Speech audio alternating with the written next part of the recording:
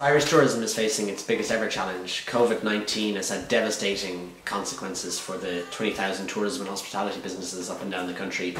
I mean, first and foremost, COVID's a public health issue, that goes without saying, but it's had shattering economic implications. And our tourism industry has been in the front line. Hotels, attractions, camping sites, air and sea carriers, tour operators, restaurants, vintners and many others. We've been hit the quickest and the hardest, and sadly also have one of the steepest climbs back to recovery. Irish tourism has been effectively closed since March and will only reopen slowly and in phases over the summer months. We saw the reopening plan just last week, and even then social distancing rules will be at play, so that makes trading conditions extremely difficult for business. There's going to be very little international visitation this year, so the sole market at play is that of the domestic consumer. And remember, in a normal year, 75% of the Irish tourism economy is made up of international tourism. So that just shows what a massive challenge we face this year in 2020. Back in March, ITIC produced a three-step plan to save Irish tourism. It was based around business survival measures, liquidity policies and demand stimulation actions. The government have responded, and I suppose we welcome the wage subsidy scheme and the deferral of local authority rates. They're very important for businesses, but these measures must go deeper and must go further for the tourism industry. We will need sector-specific support for the rest of 2020 at a minimum. The new government is being formed at the moment. It looks like a coalition of Fianna Fáil, Fine Gael, Greens and perhaps some independents. It's going to be so important that tourism is front and centre of any new programme for government. Remember, tourism is Ireland's largest indigenous industry and it's the biggest regional employer we have. ITIC has identified a number of key policy areas that the government must address, and we really hope that they're part of any new programme for government. Policy areas include a €1 billion fund for business continuity grants for tourism and hospitality businesses that are affected by COVID-19.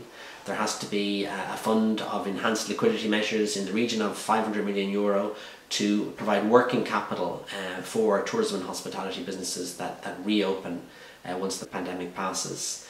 We would argue strongly that there needs to be a dedicated Department of Tourism, and it needs to be headed by a minister with significant economic clout and influence. The VAT rate has to be reduced. Last year was hiked to 13.5%. That's way out of kilter with the rest of Europe.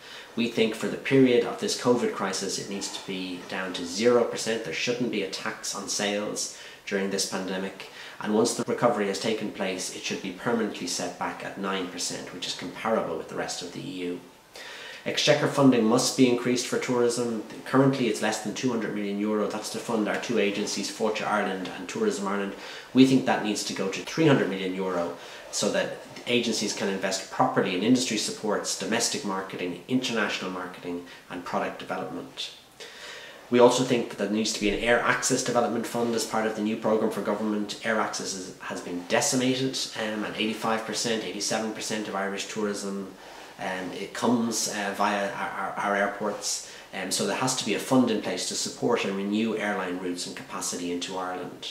We also think the domestic market is absolutely critical. It's going to be the only market at play this year, and it's going to be very important also next year, so there needs to be some sort of stimulus, some sort of incentive in place for households to holiday at home and to enjoy our great tourism products. So we would argue a staycation voucher should be put in place to be redeemed against a home holiday.